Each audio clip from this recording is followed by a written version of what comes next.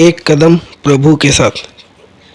खाटू श्याम को भगवान श्री कृष्ण के कलयुगी अवतार के रूप में जाना जाता है। ऐसा कहे जाने के पीछे एक पौराणिक कथा हाथ है।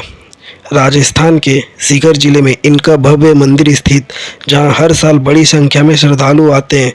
लोगों का विश्वास है कि बाबा श्याम सभी की मुरादें पूरे करते हैं और रंग को भी राजा बना सकते हैं। बोलो राधे राधे।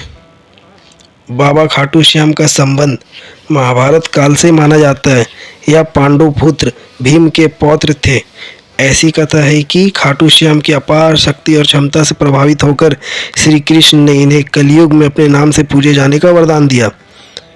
लक्षागिरी की घटना में प्राण बचाकर वन वन भटकते पांडवों की मुलाकात हिडिंबा नाम की राक्षसी से हुआ। यह भीम को पति रूप में प्राप्त करना चाहती थी। माता कुंती की आज्ञा से भीम और हिडिंबा का विवाह हुआ, जिससे घटोत्कच का जन्म हुआ। घटोत्कच का पुत्र हुआ बार्बरिक, जो अपने पिता से भी शक्तिशाली और मायावी था। बार्बरिक देवी का उपासक था। देवी के वरदान से उसे 3 दिव्य बाण प्राप्त हुए थे, जो अपने लक्ष्य को भेद कर वापस लौट आते थे। इनकी वजह से बार्बरिक अजय हो गया था। महाभारत के युद्ध के दौरान बार्बरिक युद्ध देखने के इरादे से कुरुक्षेत्र आ रहा था। श्री कृष्ण जानते थे, अगर बार्बरिक युद्ध में शामिल हुआ तो परिणाम पांडवों के विरुद्ध होगा। बार्बरिक को रोकने के लिए श्री कृष्ण गरीब ब्राह्मण बनकर बार्बरिक के सामने आए। अनजान बनते हुए श्री कृष्ण ने बार्बरिक से पूछा कि तुम कौन हो और कुरुक्षेत्र क्यों जा रहे हो। जवाब में बार्बरिक ने बताया कि वह एक दानी योद्धा है, जो अपने एक बाण से महाभारत युद्ध का निर्णय कर सकता है। श्री कृष्ण ने उसकी परीक्षा लेनी चाहिए तो उसने एक बाण चलाया, जिससे पीपल के पेड़ के सारे पत्तों में छेद हो गया। एक पत्ता श्री कृष्ण के पैर के नीचे था, इसलिए बाण पैर के ऊपर ठहर गया। श्री कृष्ण बार्बरिक की क्षमता से हैरान थे और किसी भी तरह से उसे युद्ध में भाग लेने से रोकना चाहते थे। इसके लिए श्री कृष्ण ने बार्बरिक से कहा, तुम बड़े पराक्रमी हो, मुझ गरीब को कुछ दान नहीं दोगे। बार्बरिक ने जवाब में बार्बरिक से कहा कि तुम बड़े पराक्रमी, मुझे गरीब को कुछ दान नहीं दोगे। बार्बरिक ने जब दान मांगने के लिए कहा तो श्री कृष्ण ने बार्बरिक से उसका शीश मांग लिया।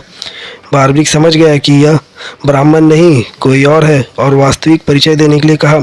श्री कृष्ण ने अपना वास्तविक परिचय दिया तो बार्बरिक ने खुशी खुशी शीश दान देना स्वीकार कर लिया।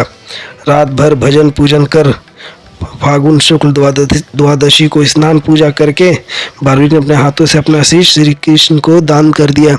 शीश दान से पहले बार्बरिक ने श्री कृष्ण से युद्ध देखने की इच्छा जताई, इसलिए श्री कृष्ण ने बार्बरिक के कटे शीश को युद्ध अवलोकन के लिए एक ऊंचे स्थान पर स्थापित कर दिया।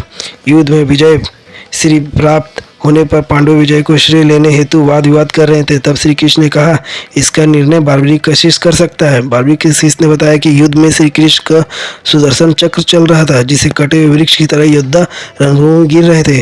द्रौपदी महाकाली के रूप में रक्तपान कर रही थी। श्री कृष्ण ने प्रसन्न होकर बार्बरिक से उसके कटे सिर को वरदान दिया कि कलयुग में तुम मेरे श्याम नाम से पूजित होंगे। तुम्हारे स्मरण मात्र से ही भक्तों का कल्याण होगा और धर्म अर्थ काम मोक्ष की प्राप्ति होगी।